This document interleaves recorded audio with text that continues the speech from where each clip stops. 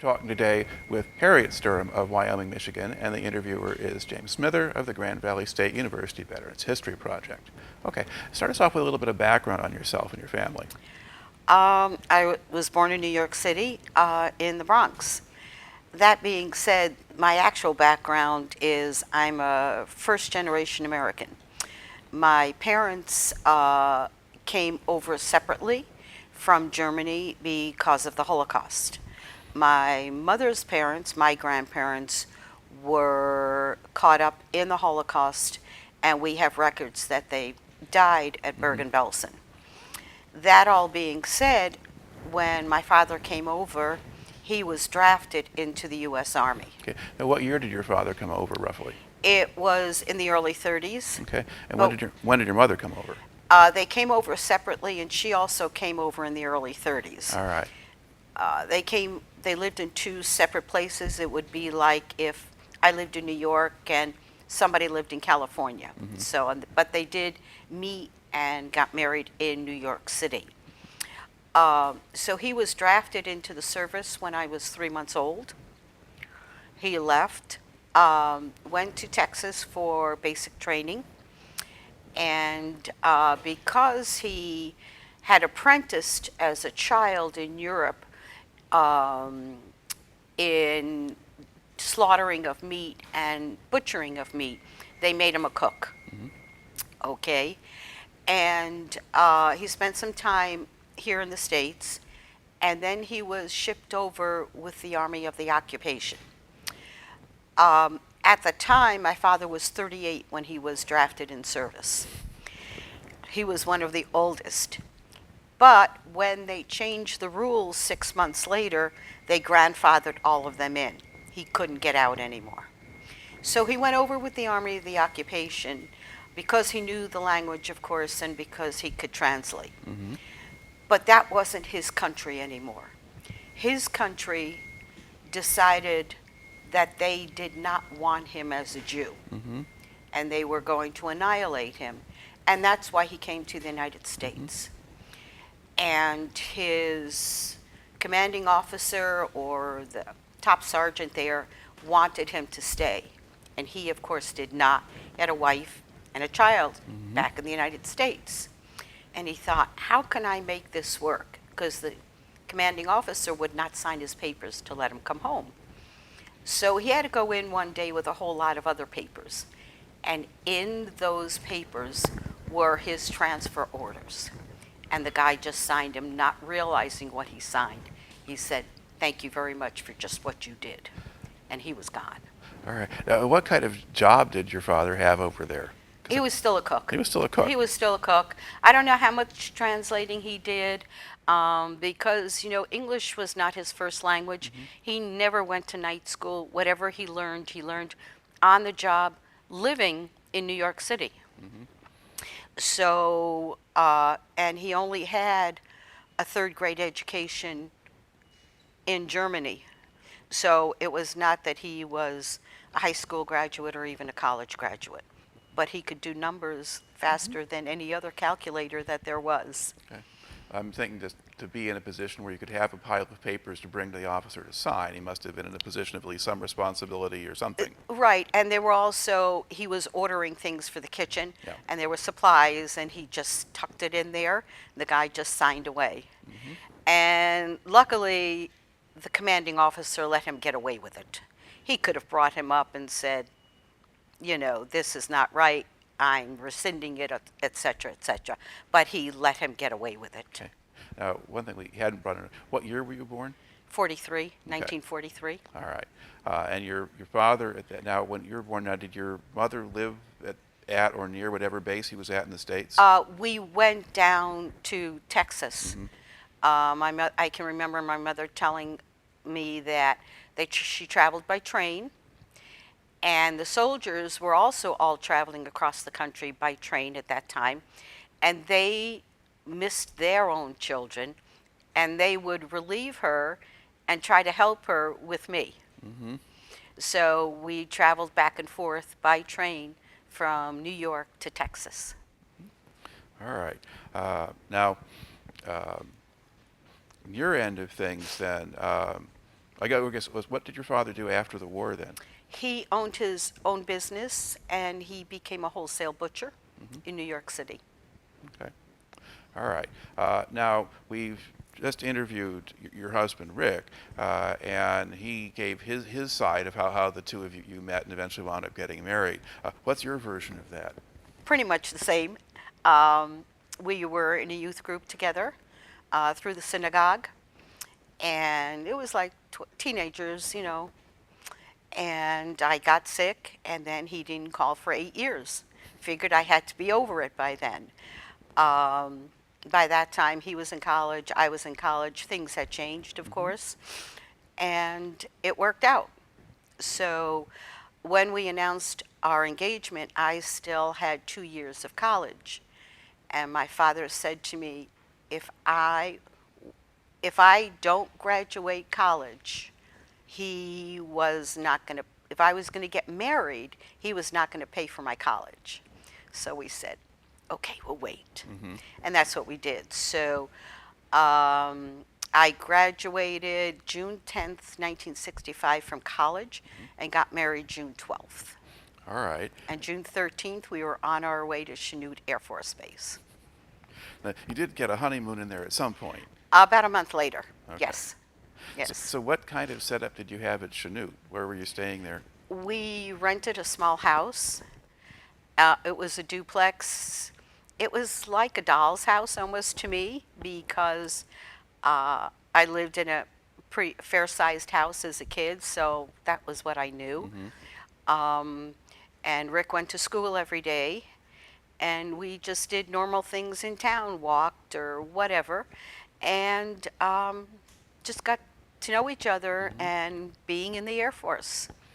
So it was a good time. It was interesting when we moved into our house, there was a family next door to us on the other half, and the little girl said, "Oh, I thought you'd bring me a little girl to friend I could play with," and I thought, just give me some time, please, you know.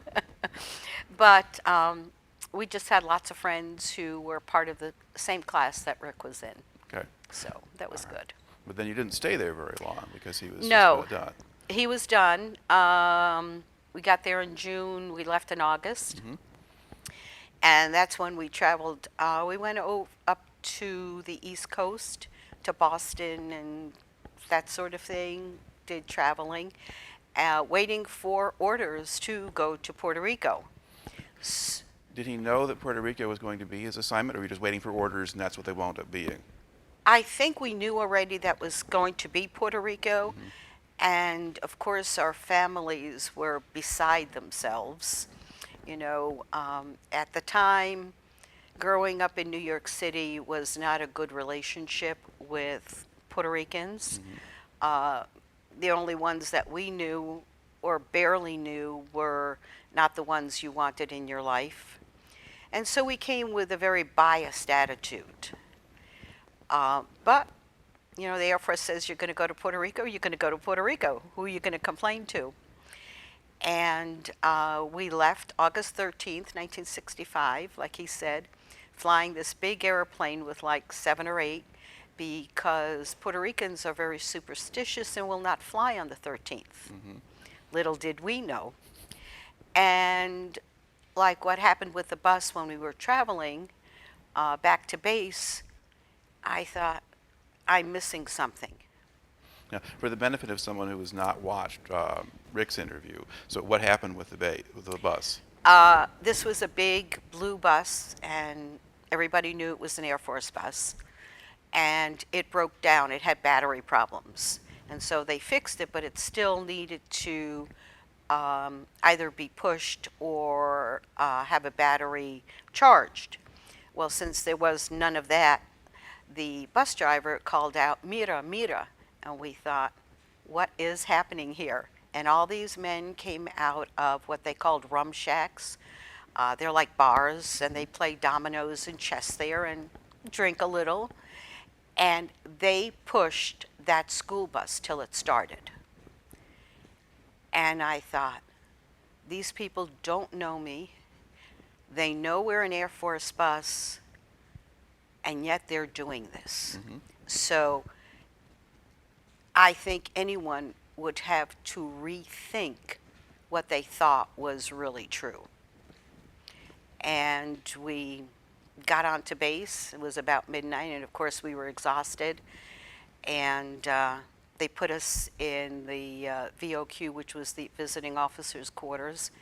And then we weren't there 5 minutes, and we get this big knock on the door, and we're going, who even knows we're here, let alone knocking at our door? And it was Rick's commanding officer, and he said, do you want to go to your house? And we said, sure.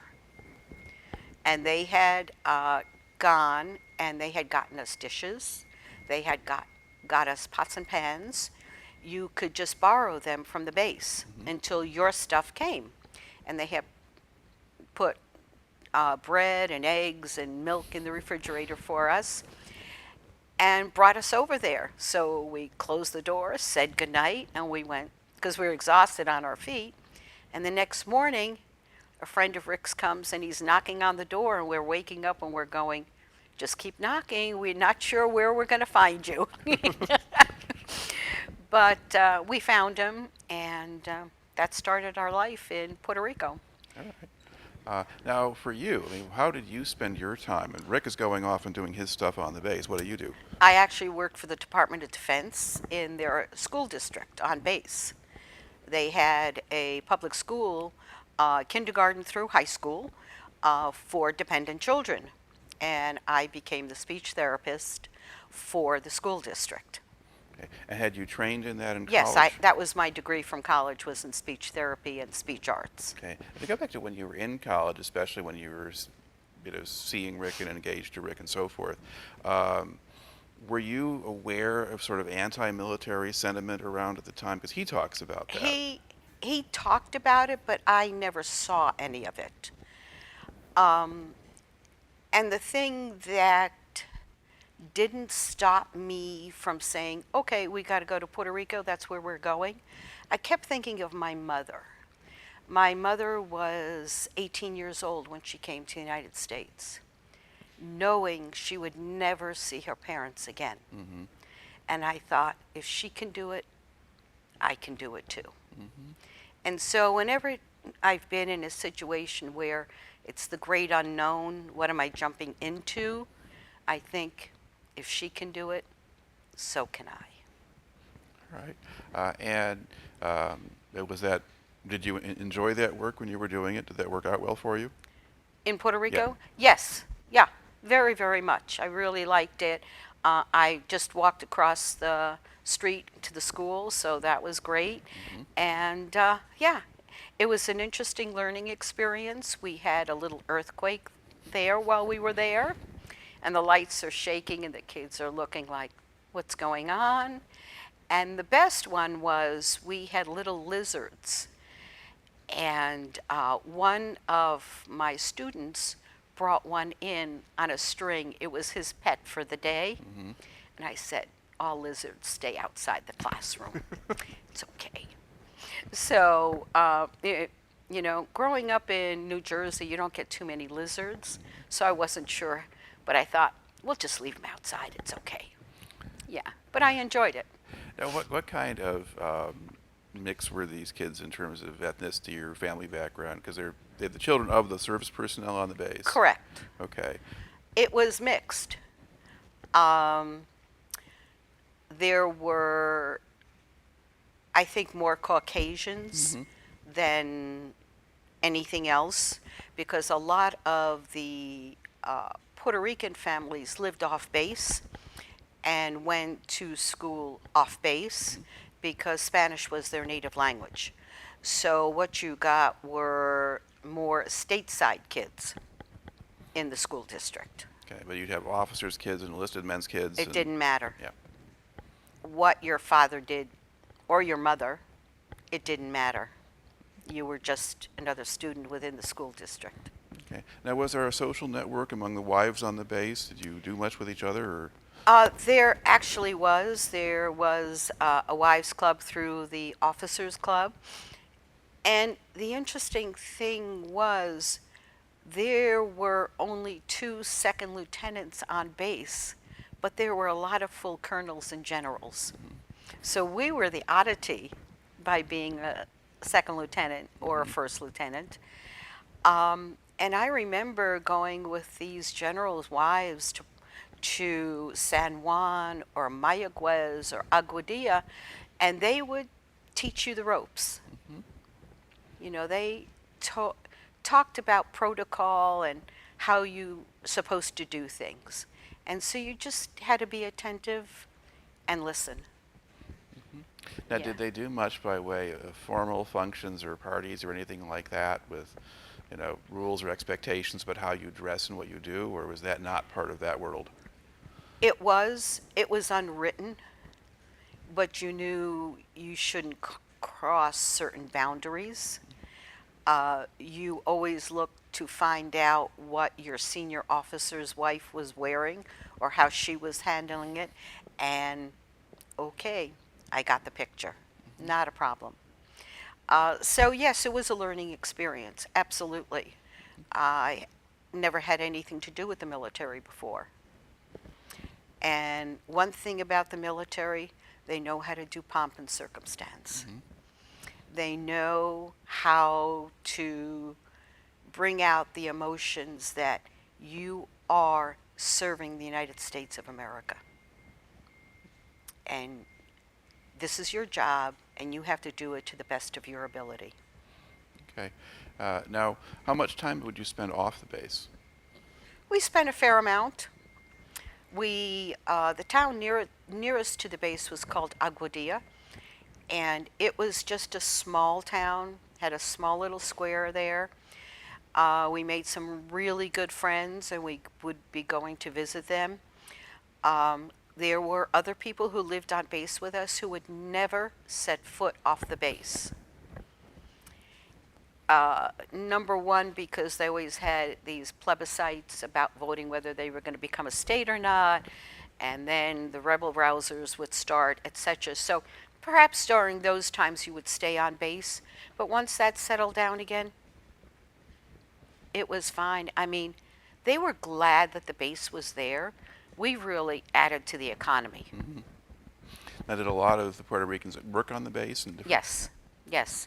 In fact, when I was teaching, I had, I guess you'd call it a maid service that I paid for. And she was Puerto Rican who lived off base and came in, had an ID card, and came on base. Yeah. All right. But you also had your first child while you were there. Yes, we So did. at what point does that interrupt your teaching career? I stopped teaching because Jim was born in December of '67, and we knew we were leaving in sometime in '68. So I didn't want to start out a year teaching and then have to leave. Right. And then what also happened, Rick's father had a heart attack, and they didn't know whether he was going to make it or not. And since we knew we were PCSing out already, we got shipped out in less than 24 hours, never to return. Okay. PCSing, what does that mean? Permanent change of station. Okay. And so that was sort of the summer of '68 then. Correct. When you went out there. Correct. All right. And were you sorry to leave Puerto Rico? Were you looking forward to the next adventure? I was looking forward to the next adventure. I just didn't expect all that snow that we had at Kincheloe. That was a rude awakening. But they treat snow differently. I mean, it doesn't stop them. I remember getting there in August, and there were all these orange ping pong balls on top of the antenna. And I went, "What are those for?" And they say, "Wait till the winter comes, you'll find out." I went, "Okay." Well, the snow was so high, you needed to see that orange ball to know there was another car on the corner trying to come around because you could not see the car. I mean, we had snow there until the 4th of July. All right. What kind of accommodations did you have when you were up at Kincheloe? We had a wonderful, it was a two-family residence. We had 3 bedrooms, living room, dining room, basement. It was a lovely house. It was a lovely house. And how Yeah. close to the base was it? It was right on base. Oh, it was on base. All right. And in fact, the golf course from the base was our backyard. So it was a very nice house. All Yeah. right. Now, at this point, you had a child at home, so did you just stay home, or did I just stood home. Yeah, I didn't work at that time at all. okay. So aside from looking after a baby, how did you spend your time?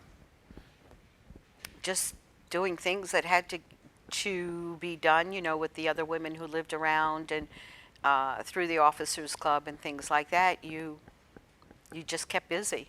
You just, you know, you just do. Okay. So Will you get claustrophobic being stuck inside a lot, or did you just go out in the snow anyway? we just went out in the snow anyway. We put Jim in his boots and snowsuit and wrap him up and put him on the sled, and we'd go off. So, and it's cold. It's a very dry cold up there, and so it's really quite pretty in the snow, and it's clean and it stays clean. It's not like when you live in a city and it gets gray slosh.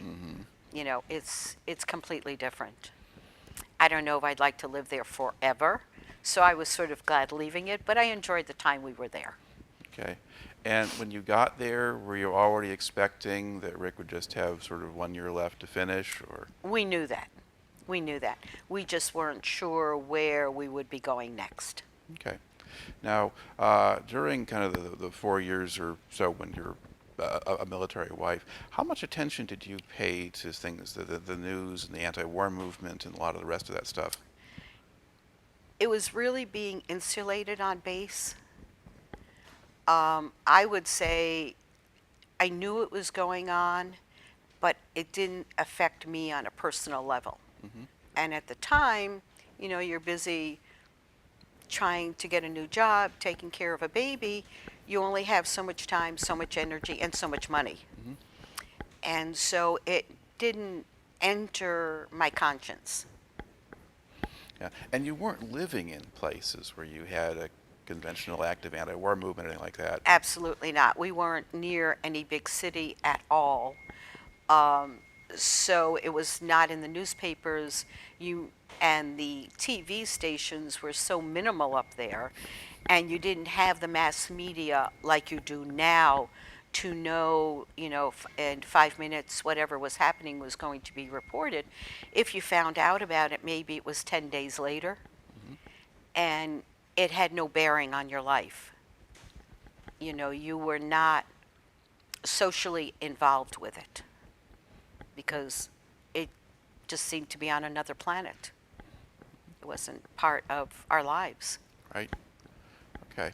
This is also an era when there's a women's movement that started to go and so forth. And were you paying more attention to that? I think I was paying more attention to that. I remember reading a lot of books on it, and what was her name? Betty Friedan. Friedan, yeah. Yeah, Friedan. Reading her books. So I think that, to me, made more sense in some ways.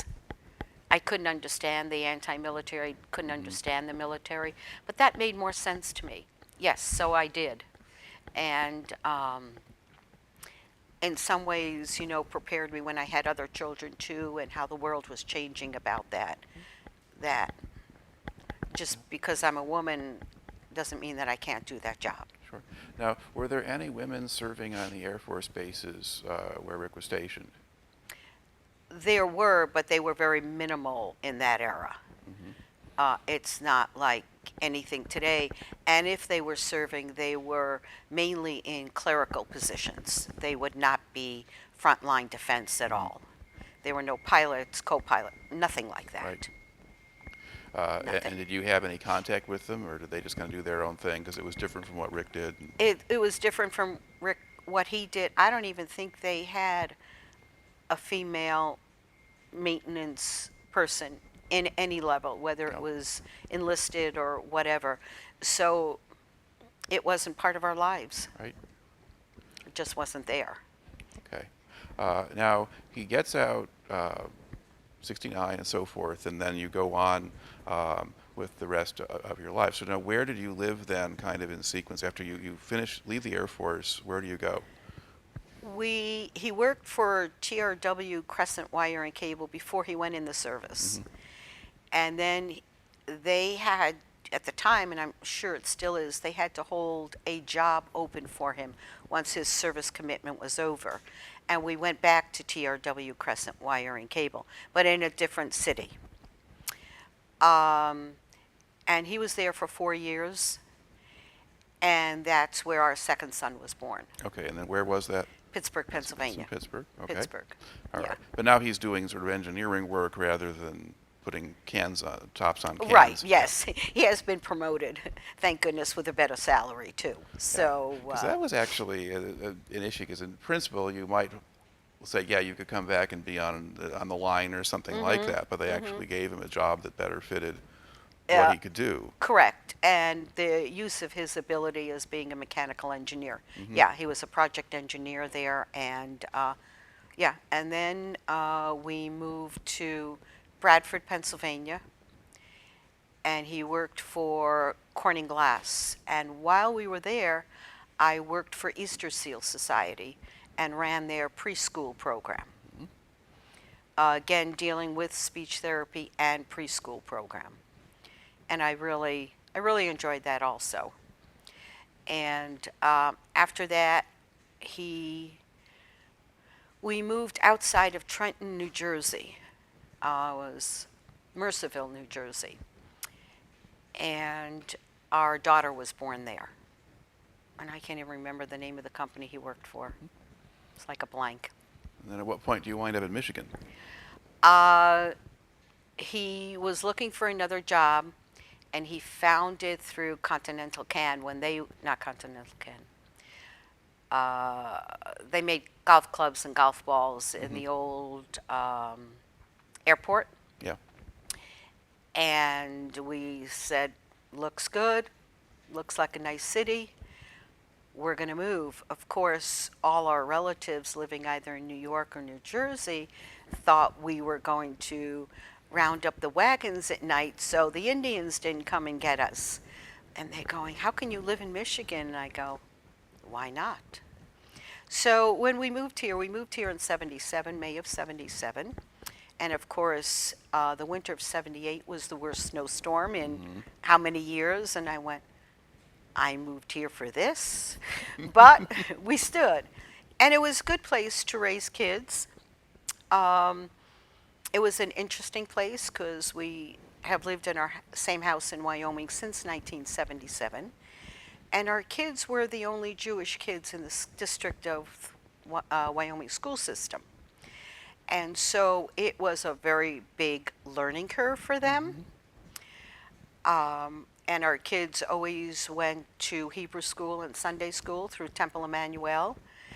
And they were all bar and bat mitzvahed. And we always said that we're Jewish, and if there is an issue, then you need to come and speak with me, but it's not my issue.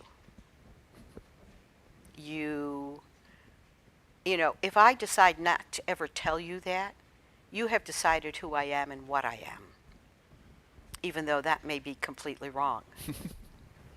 So, and people, when they did find out, would change their attitudes. And I would say, I'm still the same person. You just know another fact about me. Okay. Now in Wyoming, I mean, today there's a pretty substantial ethnic mix of all kinds of people. There's Vietnamese, there's you have Polish and other things like that. Now, did you have a lot of Dutch people when you first moved there, or were they? Oh yes, oh yes. And we were told that we can't mow our lawn on Sunday. But the interesting part is too, the town we grew up in, New Jersey, is Fair Lawn, New Jersey, and there is a huge Christian Reform population there also. Van Riper Ellis Church, Vanderplatte Funeral Home was there. So we knew of the religion, we just didn't know anything about it because our paths never crossed. Right. So when we moved here, we went, okay, just like where we grew up. But the area that we lived in never really, except for one gentleman who said, you can't mow your lawn on Sunday or drink your beer. And we went, Excuse me? Yeah. Okay, we'll deal with that. Um, but Wyoming, or the city of Grand Rapids, I should say, the Jewish population is less than 2%. So we're not even on the grid in comparison to other ethnicities or groups of people that live in Grand Rapids. Right. Now, as time went on, I mean, Rick eventually got more involved in kind of veterans activities and veteran support and so forth. And what kind of experiences have you had in terms of working with the veterans community? I think the veterans community, where they are today, has made me see things differently. We started getting into the American Legion very, very slowly. I wasn't sure what it was all about. And there are so many aspects of American Legion. It takes you a long time to understand what it all means.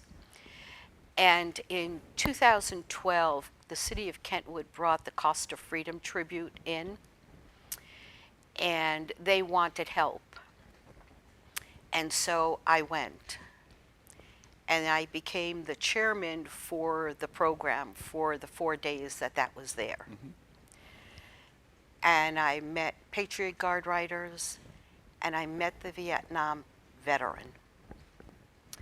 And we cried, and we laughed together, and I learned that they will never let happen to the veteran that's coming home now what happened to them.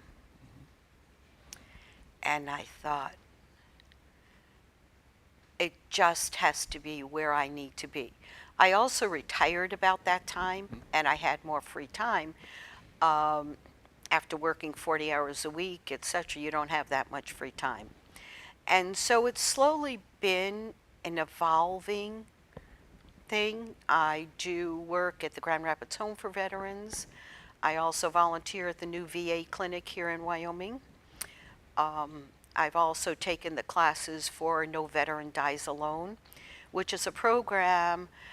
Many of our veterans who live at the home have nobody, either because they're that old and their family has passed, or their family doesn't care, or they live too far away. And now, no veteran will die alone. Someone will be with him in his last days. So there is always a need. I also was on the committee for 2 of the female veteran stand downs that we've had here in Grand Rapids. And so there's always a need, there's always something new that has to be done. And the biggest problem now, or the biggest work that needs to be done, is for female veterans. They come with a whole different issues because of sexual trauma, and those have to be handled much differently and just within the female veteran circle, not with men. I mean, it's one of the things that I have learned interviewing some female veterans and so forth is that, yeah, there's a range of issues there. It can just be that men might not accept them doing certain kinds of work, which is still true now. We talked to one who was an electrician and went to Afghanistan or whatever and found that the guys kind of just sort of still didn't want her there, regardless. And she wouldn't even say all of that on camera either, but Right. she was still in the Guard. Others more forthcoming, and we've even had one who really talked very graphically about real sexual harassment and even rape, and that those things happen. And traditional military is not necessarily that well set up to deal with it. I don't think they're set up at all to deal with it because it's something that was hidden forever. I don't want to use the phrase, it's a good old boys network, but for a long time it was a good old boys network, and they pushed it under the carpet. And now the female veteran has found her voice and said, that's not going to happen anymore. I'm here, you did this to me, and I need help now. So I think they are slowly gaining their voice and they're gaining their power.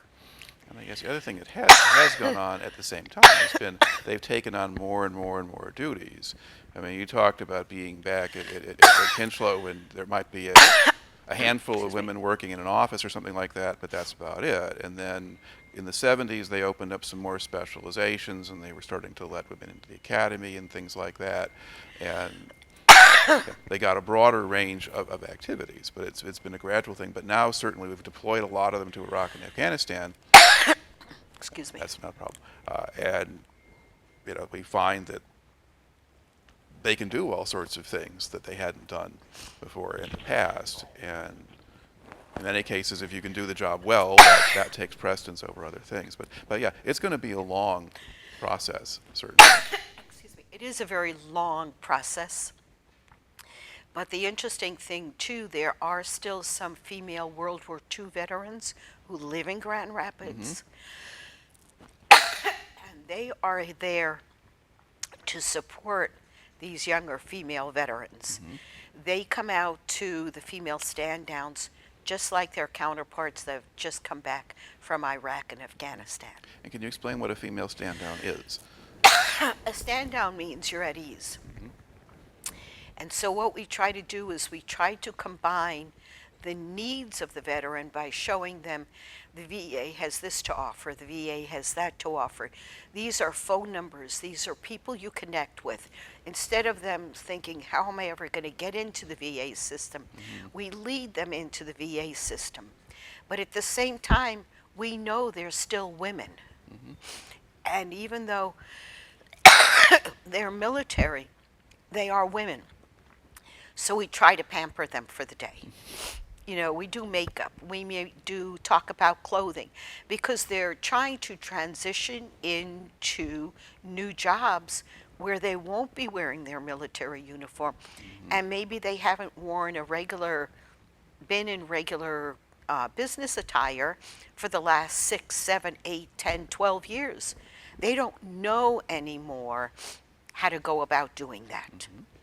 And they have to be taught how to re-enter the workforce. So does the male counterpart. But it's a lot easier to pick out a suit and say, I'm good with this black suit, got a tie, white shirt, I look great. For a woman, it's much more difficult. It's a very fine line, depending what company you're working for. And it has to be retaught to them. And some of them never knew before they went into service all this. Sure. So if they go in out of high school or something like that, then yeah. They've never worked, in an industry of any sort. And so we try to give them a good combination of VA benefits, non-VA benefits, and also teaching them to be the best they can to get the job they want. And the state of Michigan is really good about taking their service, what they did in service, and bringing it into civilian life. Like your EMTs don't have to be retrained and take another test, because if someone was a medic over in Afghanistan, they saw it all. They don't have to be retrained. They know it. If you were on a convoy, you can be a truck driver. So they're taking away a lot of the barriers for them to transition into civilian life. All right. And you've been married now to somebody who's a veteran and so forth for 50 years and been now actively involved with veterans for some time. I mean, what sort of influence do you think that's all had on your life, or how was it shaped where you wound up? I think whatever you go through in your life influences you, good or bad. When I was working and busy raising a family, I never thought of all the pieces. And then finally I thought of all the pieces. And I realized I was the daughter of a World War II veteran, the wife of a Vietnam era veteran, the mother of a 25-year Air Force retired colonel. And I put all those pieces together and I went, wow, I didn't think that was me, but it is. And also some other things that have happened in trips that we've taken. I've been to Israel for 3 times, and it put me on a separate journey. But those two things have combined now. And so I have always been, I really don't care what your skin color is. I don't care what your religion is.